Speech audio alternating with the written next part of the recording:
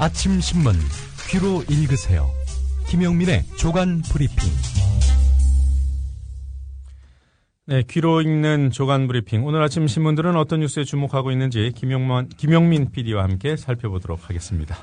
제 앞에서 뉴스바 PD 진행을 하고 계신 김영민 PD께 말을 건네보죠. 네. 김 PD님 오늘도 수고가 많으십니다. 감사합니다. 고맙습니다. 예. 예, 오늘 소개해 주실 첫 기사는 뭐죠? 앞서 간추린 뉴스에서 말씀해 주신 내용 가운데 하나입니다.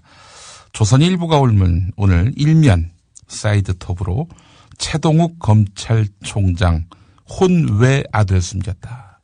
그러니까 이제 결혼한 분 사이에서 낳은 자녀 말고 결혼하지 않은 불륜의 관계를 맺었다. 이렇게 봐야 되겠죠. 네. 예. 불륜의 관계를 맺은 여성과의 사이에서 자녀를 또 뒀다. 이런 내용입니다. 10여 년간 한 여성과 혼외 관계를 유지하면서 이 여성과의 사이에서 아들을 얻은 사실을 최동욱 검찰총장이 숨겨온 것으로 밝혀졌다. 네. 밝혀졌다라는 거는 본인들이 이제 확인했다라는 내용 아니겠습니까? 그래서 이제 이거 어디서 얻은 정보인가 여기에 좀 관심을 가졌는데 출처는 본인들입니다. 조선일보입니다. 조선일보 취재 결과 드러났다 이렇게 나와 있는데요. 청와대 인사검증과 국회 인사청문회를 앞두고 부인과의 사이에서 일열을 두고 있다라고 밝혔는데 본지 취재 결과 최동욱 총장은 대검찰청 마약과장으로 근무하던 2002년 7월에 한 여성과의 사이에서 아들을 낳았다. 최동욱 총장과 이 여성 주변에는 최동욱 총장이 부산지검 동부지청 부장검사로 근무하던 1999년 무렵 이 여성과 처음 만났다고 알려져 있다. 네. 검찰 관계자는 어젯밤 본지에 전화를 걸어와 최동욱 총장은 그런 사실이 전혀 없다고 한다라고 전했다. 이렇게 돼 있습니다. 사실 최동욱 총장이 검찰총장 후보자가 된 데에는 다른 경쟁자들에 비해서 재산이 상대적으로 적고 또 네. 본인 자녀의 병역 문제가 없다는 점이 장점으로 작용했는데요.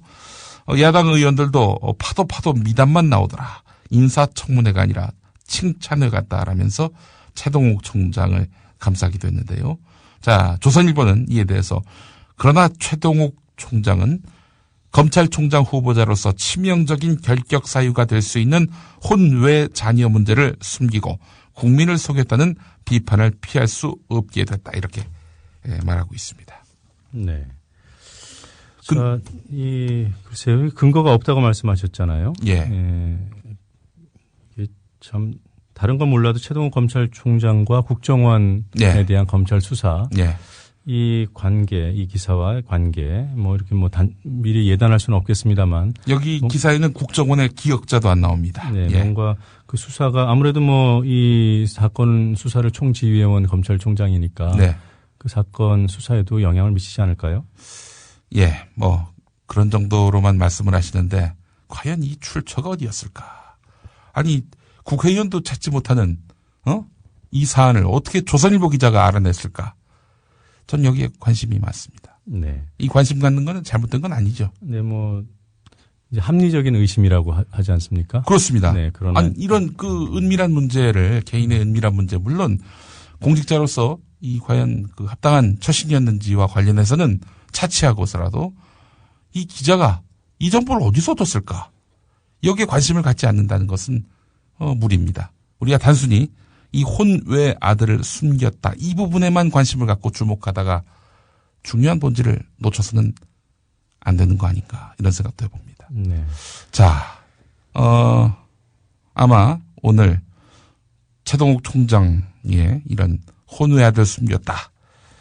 이 내용과 맞물려서 조선일보가 어떤 경로로 이 정보를 얻었는지 이게 또 관심이고요. 최동욱 총장은 일단 전혀 그런 사실이 없다라고 말을 했거든요. 정말 그런 사실이 없는데 조선일보가 억측을 했다든지 오버를 했다든지 이런 상황이다. 그러면 조선일보는 어마어마한 그런 또 책임을 또 져야 되겠죠. 지난번에 또 조선일보하고 최동욱 총장이 충돌한 일이 있었죠. 네. 경찰이 이제 말하자면은 CCTV에 노출된 이런 국정원 관련 수사 과정을 검찰이 이 말하자면은 짜깁기 해가지고 진실을 오도했다. 이런 식으로 이제 조선일보가 보도한 것에 대해서 최동욱 총장이 발끈하고 나섰었는데요. 자, 최동욱 총장을 정면으로 겨냥한 이 기사의 파장 어마어마할 것 같습니다. 조선일보는 이 정보를 어디서 얻었는지 이걸 분명하게 밝혀야 하지 않겠는가 저는 이렇게 생각합니다. 네, 뭐 기사에 나와 있는 여러 가지 사실관계들이 매우 구체적이어서 예. 오보라고 보기에는 좀 일단은 힘들 것 같고요. 예. 다만 최 총장의 입장이 이 간접적으로 전원 형태로 기사에 담겨 있어서 총장의 직접적인 입장 표명을 들어보고 그리고 또 지금 말씀하신 이 기사의 출처가 어디인지 이 부분도 확인을 해봐야 될 것 같습니다. 네, 어마어마한 또 파장이 있을 것 같습니다. 예. 만약에 박근혜 대통령은 이 최동욱 총장을 어떻게 할까요? 이것도 또 관심입니다. 아니 어떻게 이럴 수가 있습니까? 이러면서 국정원 수사 한창 진행하고 있는 최동욱 총장을 낙마시킬지, 경질할지. 대통령이 경질한다고 또 경질되는 사안은 또 아니죠. 근데 뭐 이 정도 사실이 예. 뭐 배경이 어땠든지 여부와 무관하게 예. 사실로 드러난다면 예. 통상 네. 우리 일반 그 시민들의 그 상식에 비춰 보면은 예. 뭐 사퇴하지 않겠습니까? 사퇴한다. 사퇴하게 되면은 아무래도 국정원 수사 상당한 파장이 있겠군요. 뭔가 위축되는 효과는 분명히 있지 않을까 이렇게 생각이 됩니다. 예. 다른 기사 볼까요? 예. 자, 한겨레 기사 보겠습니다. 자, 이석기 추측성 보도와 관련해서 한겨레 19면 방송면에 실린 내용입니다. 자, 이석기 관련한 그 보도를 보면서 정말 근거를 찾아보기 힘든 추측 보도가 어마어마했다라는 것들은 뭐 다시 한번 계산을 해보니까 실제 그런 것 같습니다. 몇몇 언론은 이석기 의원 집에서 발견된 현금에 러시아 화폐가 나왔다는 사실을 전하면서 특히 루블화가 포함된 점에 국정원은 주목하고 있다 이렇게 보도를 해서 루블화가 북한과 관련된 공작금일 가능성이 있다는 점을 시사했습니다. 네. 이석기 의원 집에 이민위천이라고 적힌 족자가 걸려있는 사실을 두고 저거 김일성 좌우명인데 김정일 좌우명인데 이러면서 이 역시 북한과의 연계 가능성을 강조한 보도도 있었습니다. 채널A 같은 경우 동아일보 종편이죠. 채널A는 이석기 의원이 압수수색 당일 변장을 하고 도주했다는 국정원 쪽 말을 전했지만은 사실 여부는 확인되지 않고 있습니다. 자, 이석기 의원 등의 발언이 내란 음모죄까지 물을 수 있는지에 대한 논란도 법조계에서 벌어졌지만 뭐 이 상당수 보수 언론은 아예 범죄를 기정사실화하지 않았습니까? 조선일보 이석기 의원 총기 마련에 국가시설 파괴 모의, 그리고 중앙일보 국헌문란 목적으로 내란 음모. 인용문이긴 합니다만은 결과적으로 혐의를 사실로 확정한 듯한 그런 보도 태도가 이어졌고요. 서울신문은 이석기 의원 체포동의안 통과 소식을 전하면서 헌정사상 첫 내란 음모 의원이라면서 일면 머릿기사 제목으로 달았습니다. 이래도 되는 겁니까? 한국신문협회의 신문윤리 강령 및 실천 요강에는 유죄가 확정되기 전에 형사사건 피의자 그리고 피고인의 인권을 존중하고 피의자 및 피고인은 무죄로 추정된다는 점을 유의해야 한다라고 밝히고 있는데요. 또 수사기관이 제공하는 피의 사실은 진실 여부를 확인하도록 노력해야 하고 특히 피고인 또는 피의자 쪽에 해명의 기회를 줘야 한다라고 규정하고 있는데요. 하지만 인권 존중이라는 선언도 정치권 일각 진보 꼴통 본 모습 드러나 종북의 씨앗까지 정리해야 끝난다. 이 동아일보 제목입니다. 네. 문화일보는 종북 괴물 이런 식의 표현 앞에서 이 인권은 무색해지고 말았습니다. 자, 반면에 국정원이 공기의 수사를 벌이게 된 계기나 시점에 대해서는 합리적 의심을 던진 언론은 많지 않았다는 게 오늘 한겨레 기사의 주요 내용입니다. 네, 역사교과서 관련 기사들이 또 많이 보이는군요. 그렇습니다. 자, 우편향 왜곡 논란을 빚고 있는 교학사 고등학교 한국사 교과서의 표절 의혹까지 제기됐습니다. 위키백과라고 있지 않습니까? 위키백과. 네. 인터넷에 있는 일종의 사전과도 같은 건데. 그런 네티즌들이 이렇게 정보들을 쌓아서 만들어 놓는 거 아닌가요? 그렇습니다. 이게 사실 공식적인 사전이라고 말할 수는 없지요. 네. 사전으로서의 권위는 조금 떨어지는 건 분명해 보입니다. 그런데 이 교과서가 위키 거를 퍼왔다면은 이거 좀 심각한 거죠. 예. 자, 김성수와 관련한 언급 이 부분이 문제입니다. 292쪽에 나와 있는 내용인데 한 10문장 정도가 흡사하다는 겁니다. 1940년 8월 10일 일제가 동아일보를 강제 폐간하자 김성수는 고향으로 돌아가 1945년 8.15 광복대까지 칩거 은거하였다. 1941년 태평양 전쟁 이후 일제로부터 창씨 개명을 강요당하였으나 거절하였다. 또한 일제가 주는 자귀 역시 거절했다. 김성수에게 상당히 유리한 내용인데 지금 읽으신 게 위키백과 내용이죠? 위키백과의 내용입니다. 자, 그렇다면 교학사 교과서에는 어떻게 나왔느냐? 앞서 제가 이야기한 부분을 잘 떠올리시면서 들어보십시오. 1940년 8월 일제가 동아일보를 강제 폐간시키자 사주인 김성수는 고향으로 돌아가 광복대까지 은거하였다. 일제로부터 창씨 개명을 강요당하였으나 거절하였고 일제가 주는 자귀도 거절하였다. 우리 이렇게 한번 해보시죠. 예. 제가 위키백과를 읽을 테니까 예. 김 PD께서는 교과서 내용을 한번 읽어보시죠. 알겠습니다. 자, 시작. 1940년 8월 10일 일제가 동아일보를 강제 폐간시키자 김성수는 고향으로 돌아가 1945년 8.15 광복대까지 은거하였다. 일제로부터 창씨 개명을 강요당하였으나 거절하였다.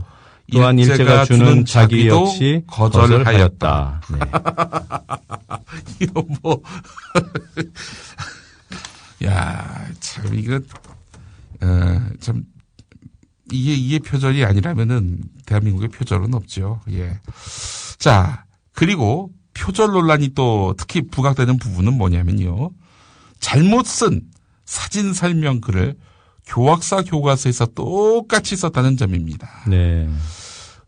이 1943년 8월 5일자 매일신보 사설란에 인천 김성수 명의로 게재된 글, 이 글을 보면은 말하자면은 김성수의 친일 발언이 나오는데 네. 이 한마디로 말해서 이건 누가 대신 쓴 거다라는 내용입니다. 자, 그런데 이제 실제는 뭐냐면 매일신보 사설이 아니라 매일신보 기고입니다. 네. 그리고 이른바 사설이라 불렸던 글의 그 제목은 문약의 고지를 버리고 상무기풍 조장하라 이렇게 돼 있는데 이거 틀린 겁니다. 실제로는 대의에 죽을 때 황민댐의 책무가 크다.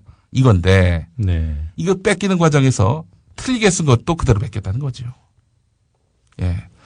자, 이 위키백과를 퍼온 이런 교과서가 과연 얼마나 권위가 있고 또 사실에 근접한 진실을 다룬 교과서인지 의문을 제기하지 않을 수가 없습니다. 예.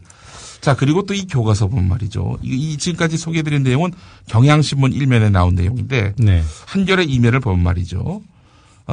이 교과서에 이런 내용이 나옵니다. 생각해보기. 당시 일본은 명성황후를 시해하는 과격한 방법을 선택할 수밖에 없었을까? 이런 글을 넣었습니다. 명성황후 시해 일제 입장에서 한번 생각해보라는 이야기입니다. 뭘 일제 입장에서 생각을 해. 참, 이게, 당시 일제 입장이라고 하는 것은 이제 한반도 병탄을 강화하기 위한 방법을 생각해 보도록 하는 건데, 네. 박한용 민족문제연구소 교육홍보실장은 범죄자의 속내를 설명해 주면서 이해해 보라고 하는 것과 무엇가 다른가? 남의 나라 왕비를 무참하게 살해할 정도의 제국주의를 세계사적 관점에서 설명해야 하는데 본말이 전도됐다. 이렇게 지적했습니다. 이에 대해서 저자 권희영 한국학중앙연구원 교수는 시의 가담범의 글을 제시한 이유는 일제의 극악한 흉계를 선명하게 부각시키려는 의도라고 설명했지만 이에 대해서 이신철 성균관대 동아시아 역사연구소 연구교수는 그런 의도가 있다 하더라도 읽는 사람은 다르게 생각할 수밖에 없다. 특히 고등학생들은 아직 판단력이 부족해서 이런 글을 보면은 무비판적으로 수용할 수 있다는 것도 고려해야 한다. 이렇게 지적을 했습니다. 이거 뭐 좀 믿기지 않아서 좀 직접 보고 싶어요. 네.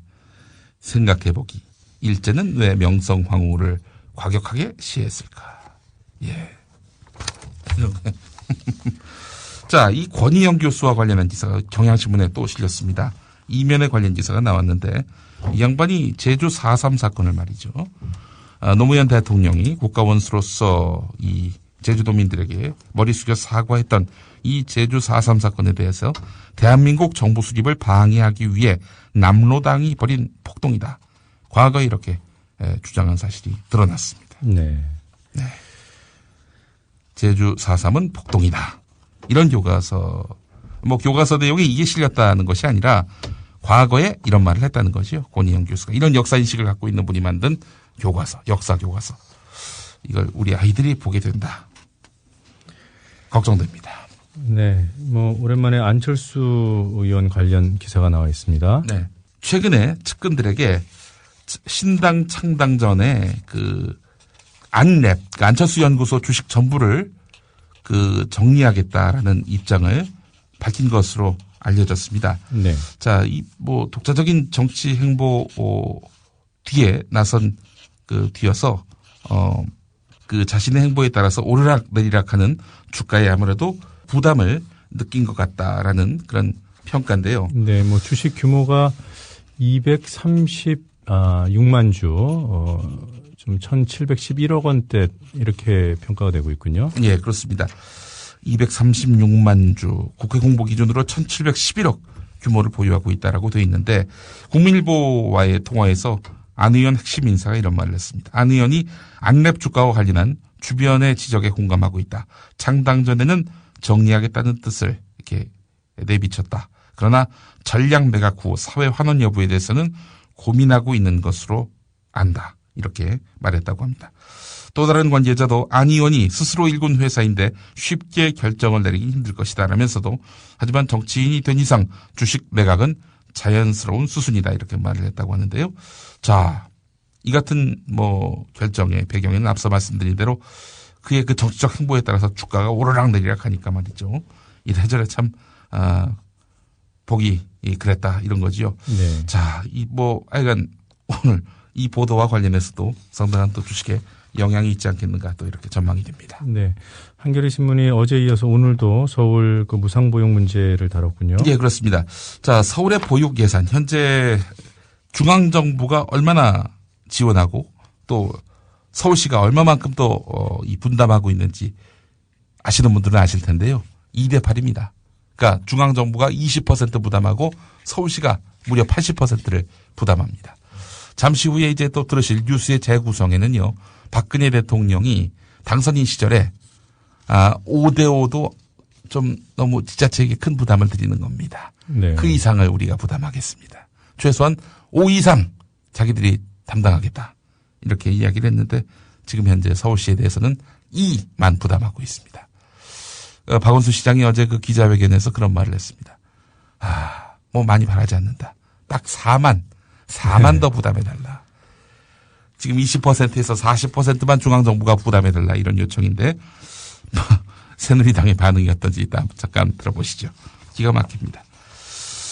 자, 이 새누리당의 반응을 들어보시라 이런 말씀을 드렸는데 새누리당이 박원순 서울시장에 대한 이런 색깔론 너무나 무책임하고 허황된 것들이 많아가지고 오늘 한국일보가 8면에서 지적했습니다.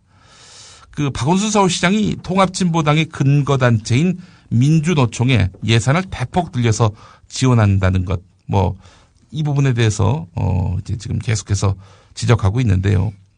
자, 그러면서, 보육비 지원은 9월에 파산된다고 주장하면서 좌익 노조인 민노총에 대한 예산 지원을 대폭 증가시킨 것. 이것은 박원순 시장의 시정이 좌편향적임을 증명하는 것이다. 이렇게 말을 했는데, 이제 알고 봤더니 민노총은 합법적인 노동단체인데다가 대다수 광역단체가 민노총과 한국노총에게 근로복지 기준법에 근거해서 오래전부터 예산을 지원해오고 있습니다. 또 네. 한국노총이 훨씬 더 많이 받아가요. 민주노총보다도. 네. 자, 그럼에도 불구하고 민노총만 밖에 특혜 이렇게 지원하고 있는 것이냐 새누리당이 이제 오도하고 있다는 거죠. 그리고 민주노총 자꾸 통합진보당하고 연관 짓는데 지난 총선을 이제 앞두고 통합진보당 안에서 비례대표 부정경선이 이제 있었다. 이런 이제 문제점들이 계속 총선 이후에 불거지지 않았습니까? 이 과정에서 민주노총은 통합진보당에 대한 지지를 철회했습니다. 네. 근데 지금 이 상황에서 민주노총과 통합진보당을 연결시켜서 최근에 이석기 의원 파장을 말하자면 박원순에게 뒤집어 씌워가지고 자기들에게 정치적으로 유리하게 그 국면을 만들겠다라는 의도 아닙니까? 지금 뭐 전방위적으로 그러는 것 같아요. 민주당과 야권 연대뿐만 아니라 예. 또 참여정부 시절 이석기 의원이 이제 사면된 부분도 뭐 문재인 후보도 책임이 있다 뭐 이런 주장도 하고 있고요. 예. 이번에 이제 박원순 시장까지 통진당하고 엮어보려는 그런 예. 의도가 보이는군요. 또 용산 역세권 개발 사업 백지화를 걸어서 박원순 시장에게 공세를 퍼붓고 있는데요. 이혜원 최고위원이 말이죠. 자, 이 또한 서울시가 예산을 집행하지 않아서 사업이 불발됐다라고 보는 거는 무리라는 게 주론이라고 한국일보가 이렇게 말하고 있습니다. 네. 서울시하고 한마디로 얘기해서 뭐가 난다 이걸 또 뒤집어 씌우는 이런 행태. 지금 그야말로 새누리당의 그 박원순 주기는 이성과 상식을 완전히 비껴간 그런 과도함이 있다라는 지적을 제기할 수 있는 것입니다. 네. 자, 오늘 여기까지 해야 될 것 같은데요. 그래요. 그럼 오늘 주간 브리핑이 선정한 노래 소개를 해 주셔야죠. 어떤 뭐 특정한 사안에 대해서 제가 지적하는 것은 아니고요. 정보기관은 당신이 하는 모든 일을 다 알고 있습니다. 그러니까 정보기관을 건들지 마십시오. 국정원이 뭐 이 말을 한 건 아닌데요. 국정원이 한 듯 왜 이렇게 자꾸 국정원 입에서 그런 말이 나온 것처럼 인식이 되고 있는 건지 모르겠습니다. 저도 잘 모르겠습니다. 그래서 서태지와 아이들의 난 알아요를 준비했습니다. 네. 자, 난 알아요 들으면서 조간 브리핑 마치겠습니다. 수고하셨습니다. 네. 난 알아요 입안을 그르고 그리는 누군가가 나를 떠나버려야 한다는 그 사실을 그 이유를 이제는 나도 알 수가 있어요. 권력에 종속되거나 사장을 권력이 내려보내는 언론은 절대로 민주화될 수 없고 중요한 게 광고 아닙니까? 경영 때문에. 네. 대자본의 눈치를 보면은 결국 우리가 여러 가지 사례에서 보듯이 독립이 어려운데 네. 이 국민 TV가 미디어 협동조합을 만들어서 네. 정말 십시일반으로 네. 권력이나 대자본에 의존하지 않으면 앞으로 대한 언론이 아니라 어느 날에는 주류 언론으로 발전하지 않을까를 기대합니다. 동아일보 해직 언론인의 모임인 동아자유언론 투쟁위원회 김종철 위원장의 말입니다. 미디어 협동조합은 동아투이 선배들의 못다 이룬 꿈을 실현하겠습니다. 조합원이 돼서 힘을 실어주십시오. 포털 사이트에서 미디어 협동조합 국민TV를 입력하시고 홈페이지에 들어오셔서 조합원으로 가입해 주시면 됩니다.